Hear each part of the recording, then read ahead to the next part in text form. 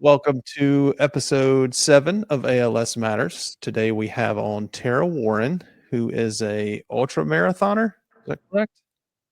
Is that Yeah, what I said? that's it. The first woman since 2016 to complete the Rocky Mountain Grand Slam? Or I just mean, it's pretty grand, but yeah, I I think mean, it's okay to just say slam. Yeah. just say slam. So we'd like to thank you for coming on today. Um, if you could just give us a little information about yourself and kind of what got you into the ALS space to start off with, and we'll jump into some other questions after that.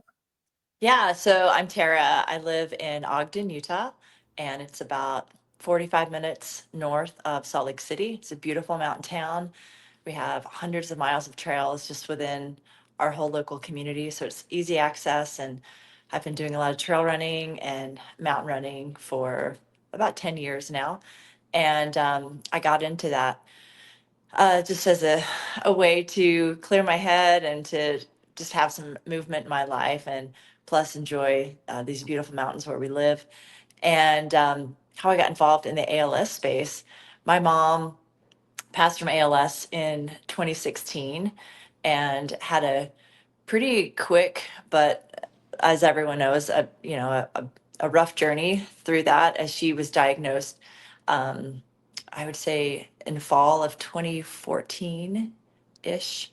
And yeah, and so she was living in Colorado Springs at the time, and then moved to Utah, and that was a good thing for us to be near her through that process.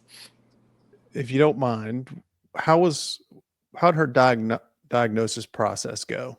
Was it fairly quick, or was it like most stories we hear where it was kind of long and drawn out and excluding every other kind of illness you could have before the official diagnosis? Yeah, yeah, same kind of story. She's a pretty active lady. I mean, she's a grandma, right? And a wonderful grandma and loved going to the gym and doing her fitness classes and water aerobics and so she was in tune with, being active. She worked as an aide in kindergarten classes even up until that diagnosis. So she was, I wouldn't say she was like athletic, but she was in tune with what was going on with her body. And I Right. remember her talking about just having some kinks in her neck, and it wouldn't go away, and she couldn't like turn all the way, and she had a lot of issues. She would have different massages, and thinking, oh, it'll go away eventually, just like most things of people. And she thought actually she would have to get her neck fused just because it got so bad. Like the vertebra wouldn't adjust and nothing was working. And it was really, really out of left field when the diagnosis came through, like just completely blew us all away. It was nothing that we could have anticipated. And yeah, that'll be a moment I'll never forget when she and her husband called with that phone call explaining what they finally figured out. And of course it was, but we're going to go get all of the additional diagnosis and try to find out more about what's going on. And maybe it's not this, but of course it ended up being just that. And yeah, so she could have been living with ALS for who knows, Yeah. multiple months, many months beforehand. Yeah, it's interesting. My mother was also diagnosed right around that time and passed in 2016 toward the end of it, and was also into water aerobics. That's Oh, strange. really? Oh, Yeah. Yeah, that's that sweet. was her go-to. That's what she liked to do, and so we have a genetic version in our family, so she was Interesting. very much trying to stay healthy prior to being diagnosed as well. So, what kinda got you into running up, outside of wanting to enjoy the mountains? Is it just something you've always done, or Yeah, yeah. And I detect a little Southern accent in there, Corey. Can I ask where yes, that's ma'am. from? So if I'm from the Carolinas, I've lived pretty much all over North and South Carolina. Okay, so that just gave me chills. I'm from Greenville. No way. Yeah. What Is part? that My wife, is from Malden. okay? I'm from Taylor's. Okay, nice. That's crazy. That's My hilarious. my dad lives in Simpsonville. Funny. Yeah, Anyway, so it is outside of hilarious. that, but so I grew up in South Carolina, and that's a East Side High, go Eagles. And we, just always did sports. My younger brothers and I, like it's a big thing back home. And we did all the ball sports. Swimming was a big thing for us through the summers, swim teams, all the things. And my mom was right in there with, uh, like the in charge of the food, or checking our strokes, or you name it. Like, she was driving us, carpooling, and she was just the biggest advocate for my brothers and I, just growing up doing everything. And so running for me during all of those seasons was more like a punishment. Like, coaches would make you run if you're late, or you're Oh yeah. acting up. So it wasn't really super exciting for me until I really wanted to play basketball at a higher level after high school. And I used to I would run cross country just to stay in shape for basketball season. And then I would start to run to my practices at school. And I just really found a real peace and a calm in running, even though it was, just through the streets of Greenville, and not really mountain scenery type thing. But Yeah. yeah, I just really loved it. And then in college, I just kind of ran to stay healthy. And I remember there was a guy I was dating who was really into running half marathons and such. And he asked me to run a half marathon with him. And I trained for that, and I hated it, and couldn't believe people spent their time doing this. And, I swore off ever doing that kind of thing again. But I've always just kind of run just for I just peace and satisfaction in the day. I just part of my routine. So now it's more of a lifestyle. Yeah. My wife, I think we talked about it on our last episode. My wife has run a few marathons as well. She's a soccer player in her younger years, and just kind of the same thing. She loves to run. And for the life of me, I can never understand that. Yeah, Like, no, no. running is not my thing. I would rather someone, you know, beat me than go running. Because same thing, playing ball in school, it was always a punishment. What I would imagine, having to run 100 miles is very hard on your body mentally when you're preparing for these races. I've watched my wife prepare for marathons, and the training that goes into that to me seems extreme. Multiplying that by 4 seems to be a much worse place to be. What's it take to be prepared to go run 100 miles? Yeah, so the beauty of these 100-mile races is that you're not actually running as what you think in your head is running the whole time, because all of these adventures cover a pretty significant elevation gain and loss. Right. There's some good many, many hours of hiking, or we call it shuffling, just to make it not sound as Gotcha. bad. So you're shuffling through the mountains, and a lot of times you've got trekking poles, and you're adapting your intensity just based on the terrain. And I figured out that if I wanted to actually finish these 4 races, because it was 4 races in a matter of just a little over 4 months, and I'm super competitive, and I wanted to do well than just finish. Most people are Right. like, just finish and you'll be fine. And it was a really hard thing for me mentally, just to sit back and go, okay, I have to just chill out and not worry about maybe how fast or slow I'm going. Well, I had to worry about the slow because, you have a time limit. But yeah, so I had to just make sure that I was taking care of my body. And that was getting involved with my nutrition and learning just as much about preparing for a race with tapering before a race and then recovering after a race to quickly get ready for the next race. So, I mean, I could go on for for hours and multiple podcasts about what all those things were. But I mean, I think the cool part is that I just find so much joy in doing that, Yeah. that even though it was crazy hard, and I mean, physically it was okay, mentally it was a little tougher because I knew that I was going to do the thing, but making myself do the thing was the hard part. Right. So The yeah. decision to do it's the easiest part, right? Yeah, and then actually doing it, like deciding that I'm going to do it again. Like the time in between the third and fourth 100-miler, there was just a small 2.5, 3 week window, and so that was a lot. Like, I think my family was going nuts just over my anguish. Like it was really hard to Yeah. just get back to that one more time, even though physically I could do it, but just mentally knowing how hard it would be and what it would take was a lot. So, but I mean, I think that's the parallel to this ridiculous disease too, is that, you know, we've seen what it has taken out of our loved ones, and we see what they have gone through, and the decision to be happy or the decision to create a good space with their loved ones through the end. I mean, I think that's what drives me and what motivates me to finish and to have made that effort last year. Yeah, it's interesting you bring that up. It's something me and my wife talk about a good bit.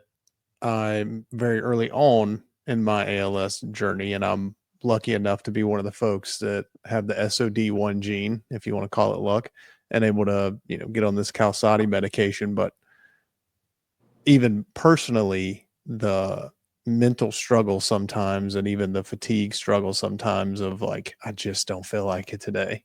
But knowing I, probably need to do whatever the thing is, right, Yeah. is difficult. And I've watched my wife after her marathons, and the first thing out of her mouth when she finishes one is, "I'll never do another one." And then, a year goes by, and it's like, well, maybe I'll do one more kind of Yeah. thing.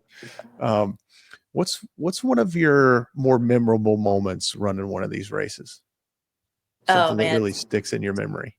there's a ton, right? I've got two teenage boys, and they're great, and they're super supportive. And although they're not runners, they're pretty active in their own way. And I think just having them at the finish line and having them cheer me on or run through, it's called like the chute, like the finish area, like run through the chute with me at the end, or um, just the messages. A little thing that we do is that they pick a mile of the race, like mile 43 or, whatever, mile 89. And for them, that's the mile I run for them. And I mean, they're teenage boys, like they're not cheesy, and they could Right. really, I mean, maybe they could care less, but it means a lot to me. And so those particular miles for me were really sweet, because I try during those miles to only think of them or memories we've had or different experiences. And that makes it, I don't know, that makes it reachable for me. And maybe if I wanted to have, quit earlier, I'm like, oh, I've got to get to mile 89. Right.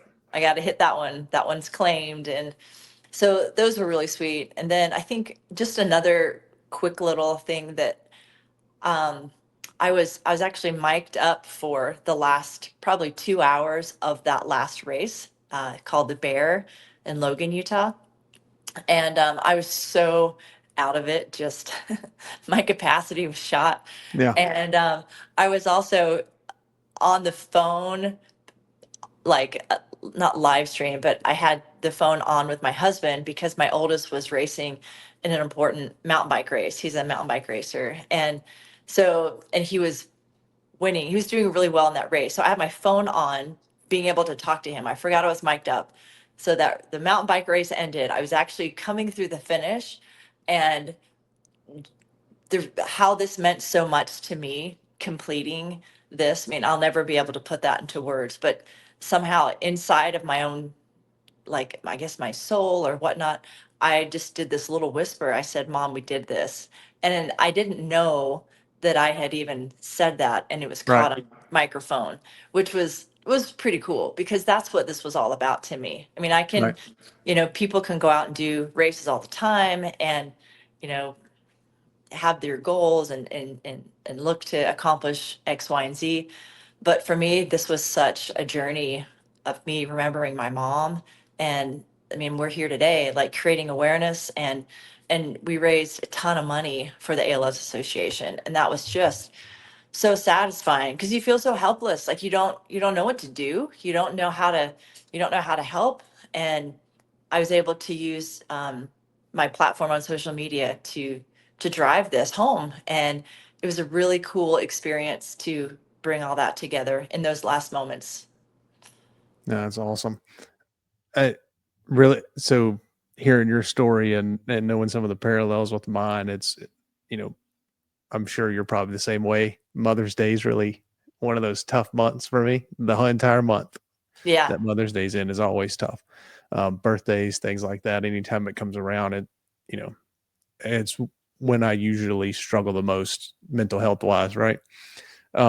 Talking about the fundraising piece of that, you partnered with Hoka, is that correct, to help raise funds for these races, Yeah. or not Yeah. for the races, but for ALS? Yeah, they were one of many brands that I work with who were super gracious in donating and helping out with the process. It was really cool, really humbling for sure. What's it like working with those larger companies like that when it comes to things like this? Have you seen? I know personally, my company I work for has been, very gracious in allowing me to do things like this, or even, time off work or whatnot when I get treatments, things like that. Do you see a very similar kind of mindset with these other companies you worked with when it comes to things like this? Yeah, it's been wild how, I mean, I said gracious a minute ago, but that's like the first word that keeps coming to my mind. Like people are just like, yeah, what can we do? Like there was no hesitation from a lot of these companies. And they just want to do the same thing. They want to just create the awareness and hopefully, I mean, you can't really fix a problem by throwing money at it, but hopefully the problem, the window of, or the margin of finding answers get smaller when Right. there's more options, with more money. And I think hopefully that's helping, but working with these companies have been just great because when it comes down to it, it hasn't been just the company or like the brand Right. name. It's actually my uncle passed from ALS, or my neighbor's aunt. I saw her living with them, and she also passed from ALS. I didn't ever tell you this, but my grandfather had ALS, and people were just coming out of the woodwork, people that I wouldn't have ever expected. Like one of my friends I run with all the time, she was like, yeah, my uncle in New York passed from ALS. And that was how we got hooked in to do this documentary, was because the director, her mom also passed from ALS and heard about this story and approached me to make this film. So just different things like that, because I Yeah. think it's not, I mean, it's rough because it's not a story, or ALS isn't something that gets talked about enough because it's usually not, like a surprise ending. And it's hard to have a conversation about it because everyone knows where the conversation is going, Right. and it's uncomfortable. But I think getting the word out there more and understanding more about what's happening just makes people feel more comfortable sharing the stories, or providing more money for research, or just helping to find more answers. Yeah, it's interesting you say that because I've had a very similar experience in the last year or so.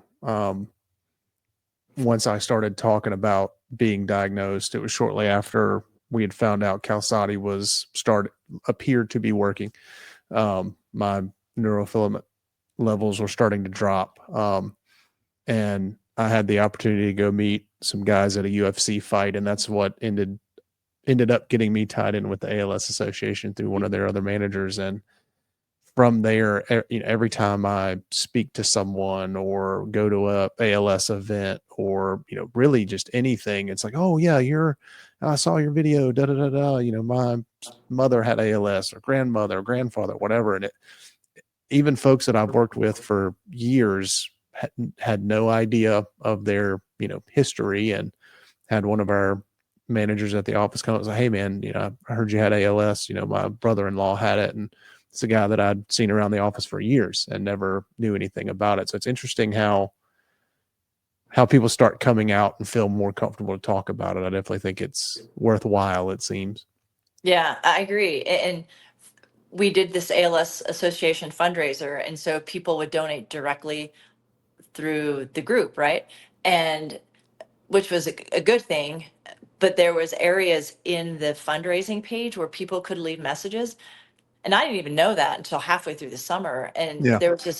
I was just browsing through, the donation, and I found this page, and there were like 20, 30 messages of people saying like what you just talked about. And it was so motivating to me, knowing that there were people I mean, complete strangers. I had no idea who they were, or they were even involved with running or ultra running, but they were pushing me forward and lifting me up to be able to accomplish what I was able to do. Because I mean, it wasn't any.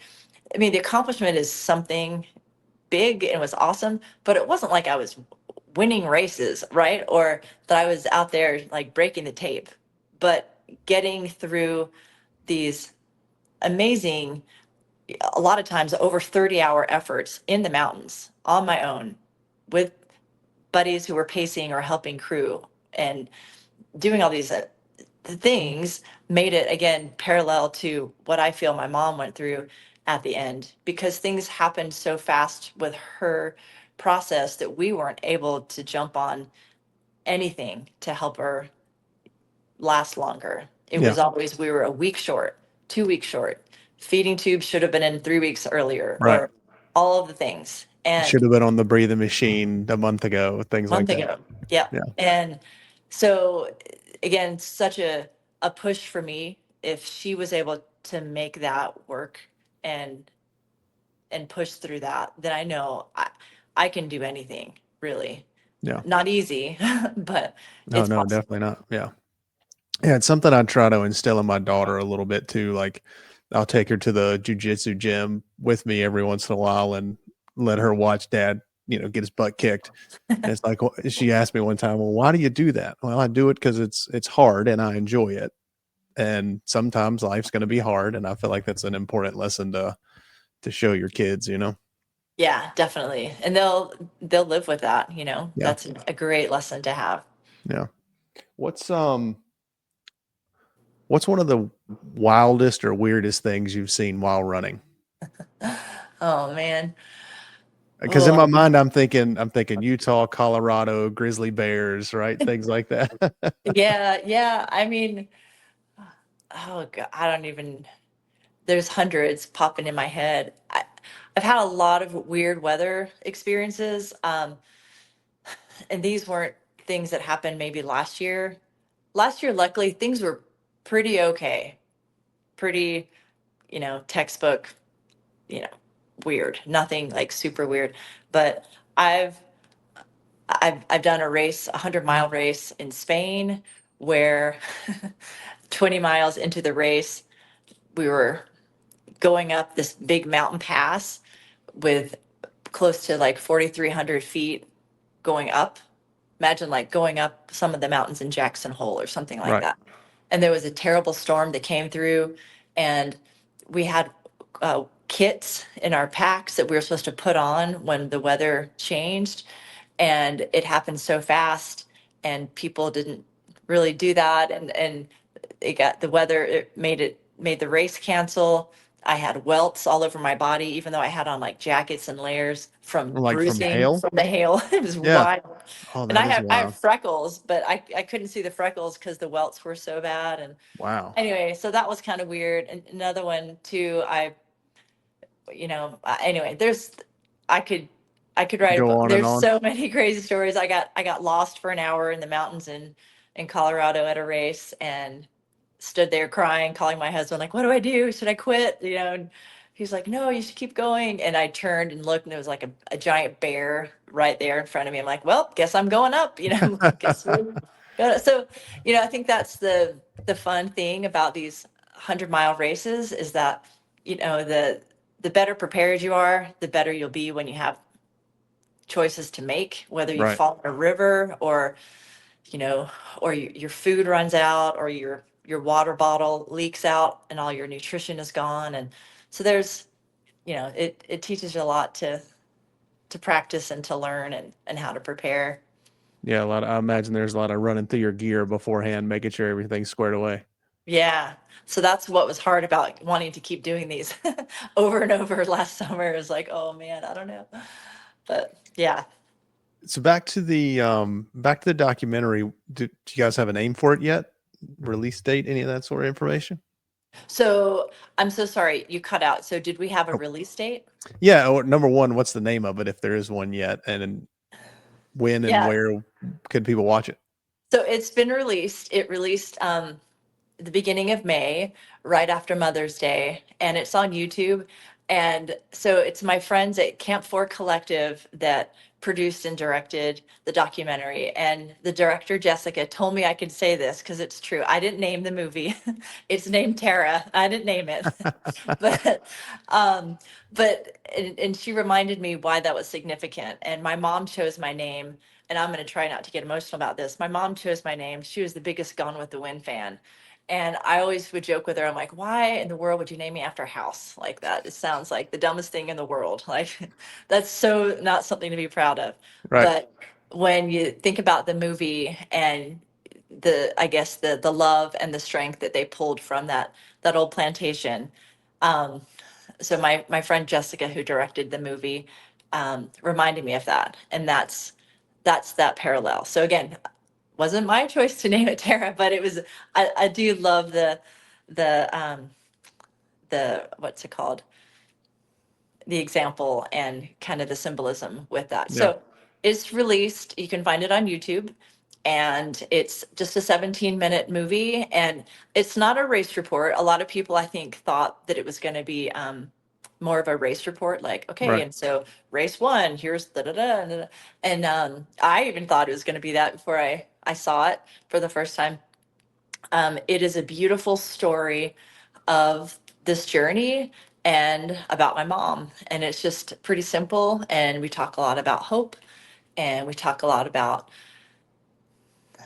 our journeys, basically. And they did some beautiful cinematography with not just at the different races I was at through the Rocky Mountains, um, but here locally in northern Utah, and they did a killer job.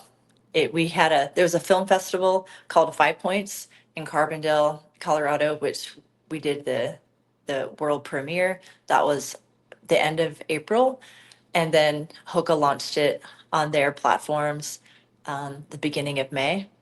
So yeah, you can find it anywhere. I guess you just Google it. Good. So you spoke on hope for just a minute there. What brings you hope now? Oh, what brings me hope now?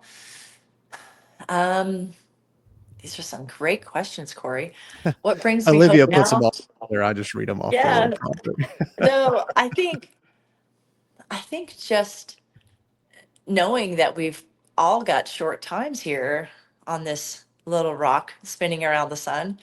And I think just making the most out of each day. I mean, that sounds kind of cheesy, but really, I mean, the small stuff isn't, or the big stuff isn't really that big. Or I'll Yeah. hear maybe, we all whine about stuff once in a while, like somebody gets on our nerves, or we don't talk to so and so. One parent is doing this, and we're thinking, oh gosh, like, if I had the chance to reconstruct the last couple years before my mom's passing, and maybe how our relationship was, or wasn't, or maybe what got on my nerves versus what I should have just been more chill about, I think those kind of things motivate me to do better and to have hope, and to, I don't know, just kind of just try to be more easygoing, and take each day as it just unfolds. It's not as easy as it seems with teenage boys, but I'm sure. it just makes you want to love harder, and and give harder, and just, you know go out and do what you can. She spoke a little bit about the first couple of years prior to your mom's passing. What's something you wish folks knew about ALS that they may not, based off your experience with your mom? Well, since she wasn't living really nearby, most of our conversations were just on the phone. And I don't know if I've got anything real specific with that, just because we had to learn all about it Right. As you when went. it happened. But ironically, and I mentioned this in the film, because I had little brothers growing up, we were all in with summer baseball leagues. Like, my dad coached baseball for years, and I was always the scorekeeper with my mom during the games. And so, I was kind of a nerd with, I love just sports and history. And I remember just sitting in our den, back when you only had 6 channels on TV, and like a Lou Gehrig documentary came on, and I remember sitting and watching it. I can totally remember that as a girl. And so when the diagnosis came up, I just immediately thought at that moment, I'm like, how bizarre is that? That I watched this documentary, I don't know, like 20 plus years ago, and thought about that. And now we're in it. And I don't know if I mean, of course there weren't any signs. I don't really know how I can be helpful much with that question, but yeah, I think, but as we're getting more awareness and more information out there, I think people will be able to know more, and hopefully that's happening. Yeah, it's interesting to talk to folks who've gone through it recently and still having the long diagnosis time frames. I'm have the genetic version, so we had a lot of experience with it in my family. And so for most of me and my cousins, it's been a very quick diagnosis. And I think that's some of this research coming out about the specific ALS proteins and things like that, being able to test for those earlier and starting to know those signs and symptoms is what's really helped us in our family catch it really early. But there's still a lot of folks out there that don't have that opportunity, unfortunately. Well, Right. I don't know if it's Totally. fortunate or not because it's genetic version, but to me, it feels like we are fortunate to know what to look for in Yeah. my family.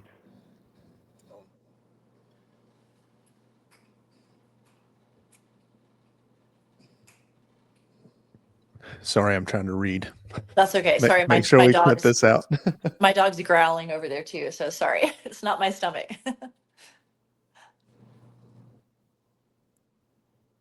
So we talked a little bit about your mom's fight with ALS kind of inspiring you through this. Is there any other thing like that inspires you while you're doing these long 100-mile runs?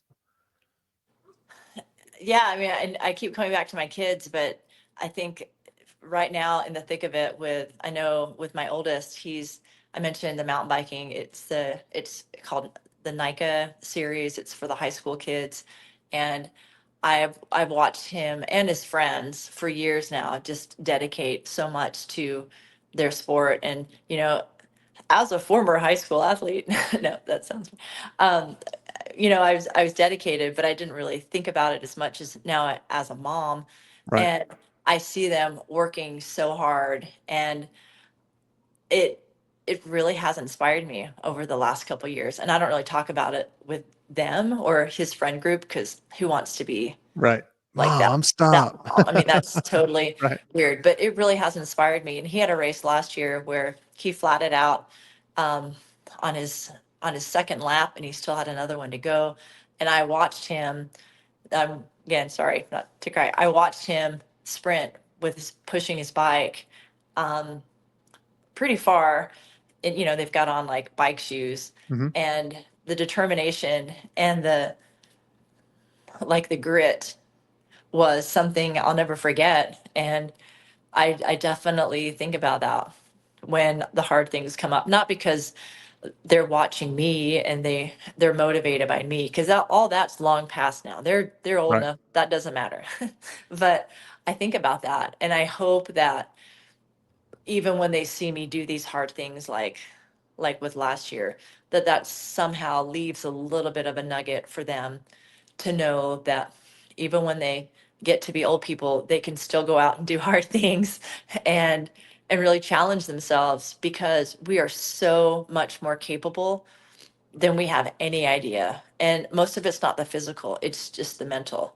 And when Right. I can see him and others use that to their advantage, I think we're doing okay. We're doing the right thing.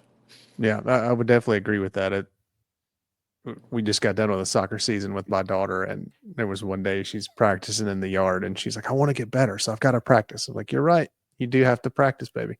Keep practicing. You'll get there if it's what you really want to do." And I'm hoping that comes from my wife being, her watching my wife prepare for the marathons, or me, going to the gym and doing jiu-jitsu and things like that. I'm hoping that rubs off. I don't know how to make it stick, but Yeah. hopefully osmosis kicks in and it just comes. But It's true. You don't know. And so when you do see it, you're like, oh, It awesome. gives you a little bit of hope. Yeah. It That, does. oh, Like, maybe it rubbed off a little bit. yeah, that's all you can hope for. Let's see here. So I know you guys did this in conjunction with the ALS Association and helping with some of those fundraiser type efforts. Can you speak a little more about kind of what that process was like for you working with the ALS Association and kind of where they helped and, Yeah, it was pretty easy. So the I guess you say the antithesis of me deciding to do this series last year was getting into this one particular race that is a lottery based race. And I've been trying for 8 years to get into this particular race called the Hard Rock 100, which is, it starts in Silverton, Colorado, and it goes all over the San Juan mountain range. And it's a doozy. It's a big one. There's over 34,000 feet of climbing on top of 100 miles. And it's amazing. And I've tried and wanted to get into that race, like I said, for years and years. And you have to qualify by doing certain harder races to get into the lottery to maybe get picked for that. So when I finally got picked for that, um, in 2 Januaries ago or so, or December, I I had some friends suggest that maybe I should do this Rocky Mountain Slam, and I was thinking, whatever. I was semi hurt. I've got some different Achilles things going on, and I was thinking, oh man, like if I can just do this hard rock, that's all I need. Like right. that's That'll be all I plenty. wanted. I'll go away. I'll disappear, and I'll be a happy girl. And I just kept thinking about that and thinking about that. And I was running along in the winter here in Utah. It's pretty gray, like black and white and browns. And I was running along and and I'm not even making this up. I promise I'm not. I know you know me, but I'm not making this crazy story up. There's like this little bluebird, this little blue finch that was following me around um, alongside of this trail. And I thought that's so weird because my mom, back in Greenville, like there's blue jays everywhere and they just yap at you and you can just yap back at them and they just talk. And my mom would really annoy us as kids trying to be funny talking to the blue jays outside, Yeah. backyard. And that was just something that I just always remember. And so here we are just running and I'm thinking about, okay, should I do this? What would that mean if I did this Rocky Mountain Slam? How would I do this? Like, could I pull it off family Right. wise? Could I make it work physically? I mean, could I maybe incorporate some of my sponsors to help, like, just kind of doing the brainstorming thing. And this Yeah. bird just kept following me around and then it landed like in my eyes eyesight, I guess, and I stopped and I just stood there and I'm like, oh my gosh, this is crazy. I'm like, I don't know if this is a sign. I'm not sure if I'm not all into signs and things like that, but I'm like, this is wild. I'm like, what if I do that? And so I quickly looked up on my phone when it was the last woman finished this Rocky Mountain Slam effort. And I looked and I just like freaked out seeing that it was the same year my mom had passed. I'm like, what an amazing coincidence. And Right. how could I create this parallel storyline to this disease and what my mom went through and then what could be this race series. So anyway, that was kind of how all that came into play. And now I forgot your question with that, but That's it, okay. Your it explanation was, of that was way better than whatever question I oh, asked. okay. But like it was just crazy. So, I did the Bighorn 100, which was outside of Sheridan, Wyoming. That was the first race. That was the beginning of June last year. And then Hard Rock 100 in Silverton, Colorado was mid July. So I kind of had like 4 or 5 weeks in between. And then I had a month to chill out. And then the Wasatch 100, which is right here along the Wasatch Front Range, that goes all up north and south in Utah. I'm like pointing to the map right there. And then the Bear 100 in Logan, Utah, which is one I've done many multiple times, and it's in right outside the town where I went to college in Logan, Utah. And that's a beautiful course. And sorry, my dog wants to be in the No, picture. you're good. And yeah, so that was kind of how that all worked together. And it was just, it was a blur, but Oh, back to the ALS. Yeah, yeah. So I contacted the ALS Association and I was like, hey, I've got this crazy idea. Like, I don't really know if you guys do this kind of thing or whatnot. And of course they did, but I'd like to do this fundraiser and I don't want to touch any of the money. I want it to go straight to something and not have Right. like some fee off the top or things that go on these days. And they were right on it and 100% ready to go and helped me work that through. And it was really just kind of, it just worked itself. Like I never even touched it. And like I said, I just kind of jumped in every so often just to see where we were. And Yeah. last year we raised over, I think it was $16,500. And then the other really cool thing, since this film has launched in May with ALS Awareness Month, we've raised close to another $3,500. So we're well over, I know that was really bad math, but we're well over 20K right now. And that's in just very generous donations from the community, through sponsors that I work with through my running, and just great people out there. So that's a lot of money just that came up out of nowhere. And Right. I encourage everybody who has the opportunity to take a minute and try to raise money to do that. Like it was super easy and people were super generous. Even if it was $1, like it all added up. It was Yeah. great. So there's and Olivia, can we make sure we put this in the blurb on the video when it comes out? The als.org/get involved, where I think anyone can get involved. So Tara, thank you for this. It's Yeah. an amazing story. I cannot imagine running that much. And I would be willing to bet that if you took all of the running I've ever done, it doesn't equal 100 miles in my entire life. So, for everyone out there, hope you enjoyed the episode. Please like, share, subscribe, and get involved. Thank you. Thanks for having Thank you. me. And you Yes, can ma'am. find the film again, just Google, I guess, Terra Film or Camp 4 Collective. And you can find me on Instagram at Run with Tara. And the fundraiser is still going on, Run with Tara or als.org/Run with Tara. So thank I'm you. sure we can link that to all the posts at some point, but we'll confirm that. Awesome. Thank So you. great to meet you, Cory. All You the as well. best.